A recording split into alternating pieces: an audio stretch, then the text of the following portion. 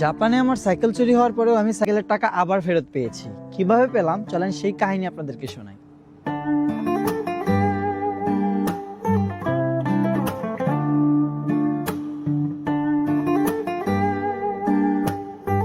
তো জাপানে আমার সাইকেল চুরি হওয়ার পরে প্রথমত আমি সাথে সাথেই পুলিশ স্টেশনে যাই এবং পুলিশ কমপ্লেন করি যে আমার সাইকেলটা চুরি হয়েছে। তারপরে কিছুদিন অপেক্ষা করি যে আমার সাইকেলটা খুঁজে পায় কিনা পুলিশ, বাট আনফর্চুনেটলি এখন পর্যন্ত পুলিশ খুঁজে পায়নি। তারপর আমি একটা বিষয় চিন্তা করি যে আমি যখন সাইকেল কিনেছিলাম তখন জাপানে সেটাকে হকেন বলে, হকেনশো করাইছিলাম। পরে এই হকেনশোর মানে হলো ইন্স্যুরেন্স। সো ইন্স্যুরেন্স করানোর কারণে আমি সাথে সাথে আমি ওই সাইকেল দোকানে যাই, গিয়ে তাদের সাথে যোগাযোগ করি যে আমার সাইকেলটা চুরি হয়ে গিয়েছিল এবং আমার ইন্স্যুরেন্স করানো আছে, এখন আমি সেটাকে কি করতে পারি। তখন তারা আমাকে পরামর্শ দেয় যে ওই ইন্স্যুরেন্স কোম্পানির সাথে ফোনে কথা বলতে হবে। তারপর যেহেতু আমার নিহঙ্গ লেভেল বা জাপানিজ ভাষার লেভেল ততটা আপার লেভেলের না, তাই আমি আমার টিচারের সাথে যোগাযোগ করি এবং টিচারকে দিয়ে প্রায় 3 দিন কথা বলাইতে হয়। প্রতিদিন 25 থেকে 30 মিনিট কথা বলানো লাগে। তারপর তারা একটা জিনিস চায়, সেটা হচ্ছে আমি যখন পুলিশ স্টেশনে কমপ্লেন করি, একটা কমপ্লেন নাম্বার আছে, সেটাকে বলে জুরি বানগো। জাপানে যারা থাকে তারা বুঝবে। তো ওই নাম্বারটা হচ্ছে নিয়ে দেন আবারও টিচারকে দেই। তারপর তিনি আবারও কথা বলে প্রায় 3 দিন 1 ঘন্টার মতো কথা বলার পরে সেই প্রসেসটা শেষ হয়। তারপর ফোনে কথা বলে প্রসেসটা শেষ করার পরে দেন তারা বলে যে প্রায় 1 সপ্তাহের মধ্যে আমার বাসায় একটা টোকেন চলে আসবে, মানে টাকার একটা অ্যামাউন্ট চলে আসবে। আমি তো খুশি, মহা খুশি। তারপর আমার বাসায় এই পেপারটা আসলো অ্যান্ড এটা হচ্ছে একটা ছাড়পত্র, মানে টোকেন ধরতে গেলে বিখি।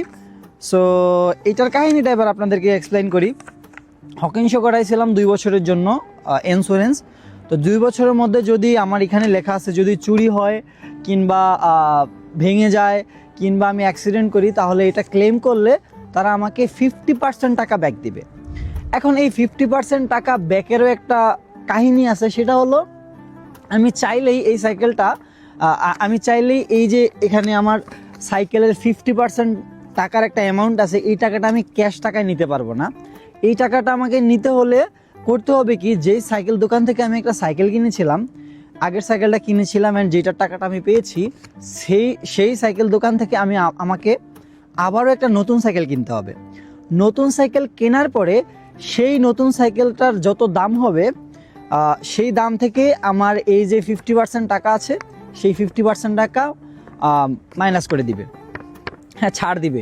এখন আমরা বাঙালি হিসেবে আমি একটা বুদ্ধি লাগাইছিলাম যে বাই এনি চান্স যদি আমার ফ্রেন্ড সার্কেল কেউ কিনে, আমি তাদেরকে তারা কিনবে, আমি এটা ইউজ করব। এটা হবে না, অনলি অফ আমি কিনতে হবে।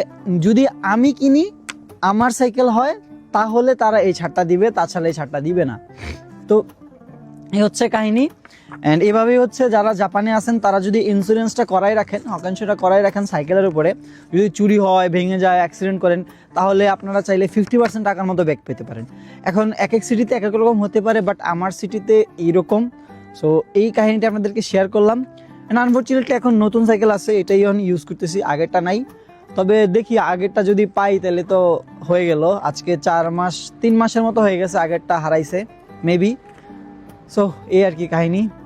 যারা এই ভিডিওটা দেখছেন, জাপানে যারা আছেন, তারা কিন্তু চাইলে এই কাজটা করে রাখতে পারেন।